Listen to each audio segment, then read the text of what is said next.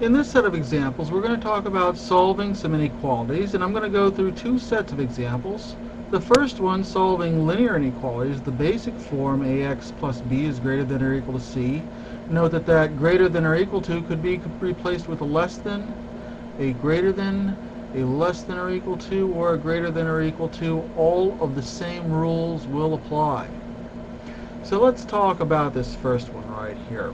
It's a linear inequality. 2x plus 1 is less than 7. Basically all of the same rules that we've always had. For solving equations applies right here. We would subtract 1 from both sides and get a new inequality. 2x is less than 6. And then isolate x by dividing by 2 so that x is less than 3. When we express the solution set, we could express it on a number line. So that if we found x equals 3 on our number line, we could use an open bracket there and use a heavy line, or we could express the solution in interval notation, which would be that x is in the set, x is an element of the set, that's what that symbol means, from negative infinity to positive 3. The next one is called a double inequality. When we have bounds like this, we can add or subtract, but when we add or subtract to all three sides. So in this case, we're going to subtract 7 from each side of the inequality, and we're going to get a new inequality that looks like this.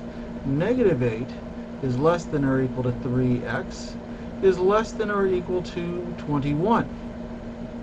So now we divide by 3 as we normally would everywhere, and in this case, if we divide by 3 on all three sides of the inequality, we get a new inequality that looks like negative 8/3 is less than or equal to x is less than or equal to 21 over 3, which is 7.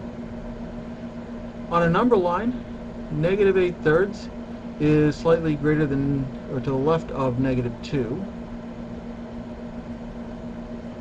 Positive 7, of course, on the right hand side of that. And our inequality as a solution set on the number line would look like this. Or in interval notation, our solution set would be negative 8/3 to 7. However, what we also want to talk about is what happens if we have an absolute value in our inequality. Well, an absolute value is going to change what happens because we're going to get two compound inequalities out of every single kind of absolute value inequality. In the first case, if the absolute value of a quantity is greater than b, the absolute value of a is greater than b, then our rule says that we divide this up into an or statement.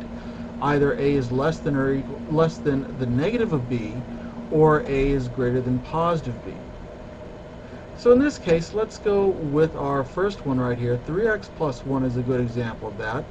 The absolute value of 3x plus 1 is greater than 1. In this case, we can say 3x plus 1 would be less than negative 1, or 3x plus 1 is going to be greater than positive 1.